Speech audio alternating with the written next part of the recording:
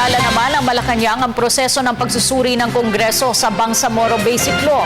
Paliwanag ni Presidential Spokesman Edwin Lacerda, mahalaga din ito para mapag-aralan ng husto ang naturang panukalang batas para sa mas maayos na mga probisyon nito. Ang ulat ihatid sa atin ni Rocky Ignacio mula sa Malacanang Live. Maraming salamat, Kati. Nirerespeto na nga ng Malacanang ang proseso ng Kongreso sa pagtalakay sa panukalang Bangsamoro Basic Law. Ito kasi ang magiging gabay para sa pagbuo ng bagong political entity na nakapaloob sa Comprehensive Agreement on the Bangsamoro sa pagitan ng gobyerno at ng MILF. Sagot na rin ito ng palasyo sa report na posibleng hindi kaagad maipasa sa takdang panahon ang BBL dahil sa Fallen 44.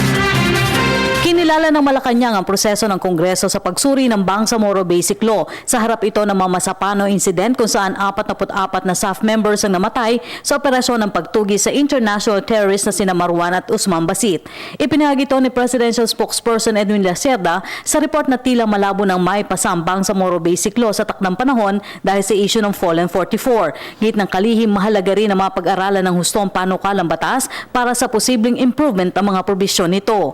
Ang sabi po ni Congressman Rufus Rodriguez, isususpend mo ng hearing hanggat malaman kung anong nangyari sa Mamasapano.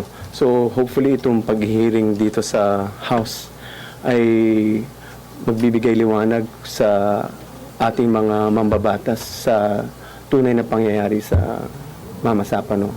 And hopefully, as difficult as it may be, with the BBL, as they deliberate on it, given the current situation, given what they've learned from this situation, may deliberate and in their minds and in their wisdom, if they think they need to improve the BBL, then let it be deliberated on. Nauna na ipinahayag ng mga mambabatas na itutuloy ang pagdinig sa Bangsamoro Basic Law kapag lumabas na ang resulta ng investigasyon ng Board of Inquiry kung ano ang tunay na nangyari. Ayon sa palasyo, kailangan sa kasalukuyan ng national healing kasabay ng hustisya para sa Fallen 44. We need to find national healing.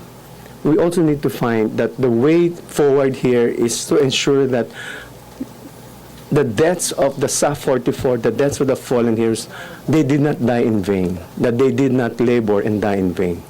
And that's what we need to find here. We need to find justice for them. But we also need to move forward and to realize, is war the solution? Because we are now saying that of what happened, let's find accountability for those who killed the SAF 44. Let's find accountability why this incident happened. But again, let's look forward also. What is the alternative to peace? The solution is we find a just and lasting peace. We find justice for the SAF 44. Itinuring rin ng Malacanang na hindi gawain na isang makataong pag-upload ng video kung saan nakita umano ang ginawang pagpatay sa SAF member na kabilang sa Fallen 44. Whoever uploaded that video is a heartless fellow. And if you still have some humanity left in your soul, then we ask you to take it down. Umalma rin ang Malacanang sa report ng pagtungo ni Pangulo Aquino sa Zamboanga City ay bahagi umano ng pagtutok nito sa operasyon ng SAF. Git ni Lacerda, hindi na tamang lagyan pa ng malisya ang pagbisita ng Pangulo sa lugar kung saan tiniyak ang tulong ng gobyerno sa mga naging biktima. 2 nasawi at mahigit 50 kataong nasugatan sa naturang pagsabog. Masyadong malicious yung ganong klaseng allegation. He was there precisely to discuss the Zamboanga bombing. That's a very scurrilous accusation which has no basis in truth. President was there to assure the people of Zamboanga. So, and to say otherwise, to impute any other motives is downright malicious and has no basis in fact.